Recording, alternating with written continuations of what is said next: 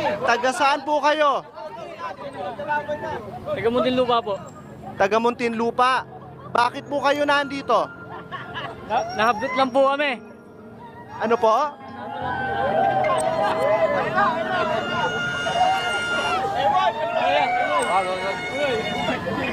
Wala, hindi pa mapagsalita yung mga yan. Nagugutom pa. Napasama lang kami dito, boss.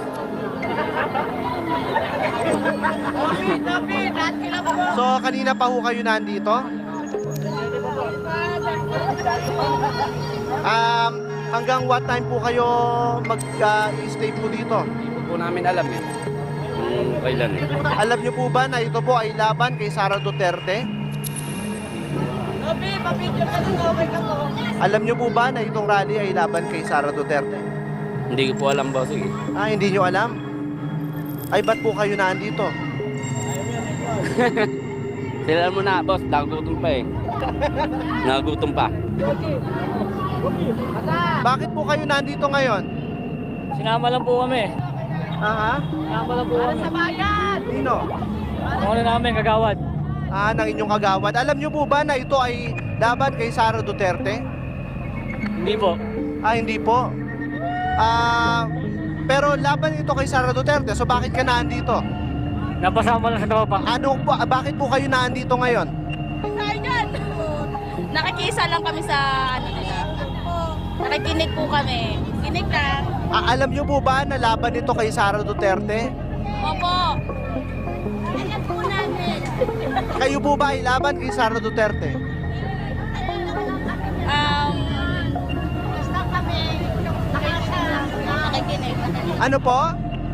Kinakampihan po. Basta kami dito, napunta lang kami dito kasi sa totoo lang hindi ko nga alam dahil ako nagtitinda ako sa pagina. Tapos sumama lang ako dahil sa ayun ko na nakita ko na yung mga kasama ko sumakay na ng bus. Pero bakit kayo nandito ngayon?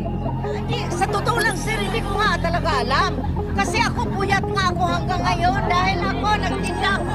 Galing ko nagtinda ng Timog. Sumabay lang ako sa kanila. Inyo, taas lang po ang kamay. Sino po sa inyo ang pabor kay Sara Duterte dito? Kayo po, pabor kayo kay Sara Duterte.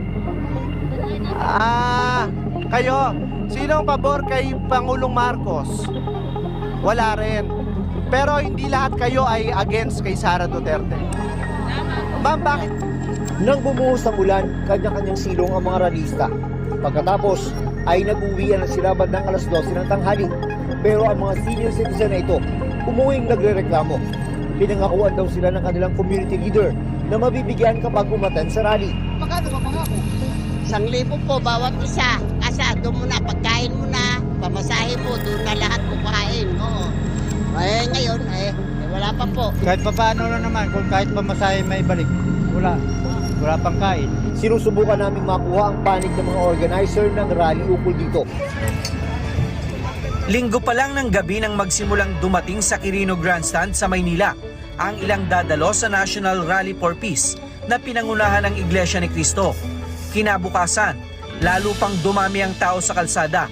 Mula madaling araw hanggang tanghali, nagmistulang agos ng tubig sa ilog ang parada ng mga tao sa kahabaan ng Rojas Boulevard. Bit-bit nila ang mga placards na naglalaman ng panawagan sa gobyerno na itaguyod ang kapayapaan at pagkakaisa. Mula sila sa iba't ibang lungsod sa Metro Manila, habang ang ilan ay mula naman sa mga probinsya sa Central Luzon at Calabarzon Region.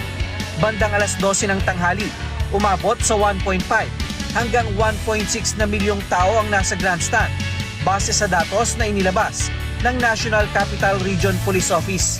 Bukod sa Maynila, nagsagawa rin ng rally sa 12 pang lugar sa Luzon, Visayas at sa Mindanao. Relatively peaceful at wala pa po tayong naitatala na anumang insidente. May mga ongoing programs po sila. Nag-start po around 8 to 8:30 po. Same with the other rally sites sa Luzon, Visayas and Mindanao. And we don't expect any untoward incident. We are having no problem. Kasi nga, kagaya ng sinabi ko, pati sa road blockage, sa parking, Sa flow ng tao is may kasama po tayong scan. Sila po lahat yung nag-guardia na at saka yung MMDA, nag-maximum deployment po sila. Especially sa umikot po ako kanina sa chopper ng Coast Guard is nakita natin na yung pati yung pagparada po ng mga bus at saka van natin is talagang orderly po. Napakahaba. Bandang alas 5:30 ng hapon nang matapos ang programa at gaya ng inaasahan, naging mapayapa at maayos sa kabuuan ang isinagawang aktibidad. Ibang klase raw kasi organized po. Masyado pong organized yung nangyayari ngayon. May isang damit, yung ibang mga kapatid natin sa iglesia ay may daladalang mga trash bag na immediately pag may nakita silang basura is pinupulot na po nila. At saka yung PNP hindi po nahihirapan sa pagpapanatili ng orderliness because within the ranks of the Iglesia ni Cristo ay may mga marshals po. Yun po yung sa mga katauhan po ng mga scan po natin at talagang organized po yung pagkakakamada po. Sa pagtatapos ng programa, kapansin-pansin ang saya sa mukha ng mga nagsidalo. Hindi baka sa kanilang mga mukha ang puyat at pagod sa maghapong pakikisa sa aktibidad. Masaya po. Dahil nakasama kami sa pakikipagkaisa. Sulit ang pagod.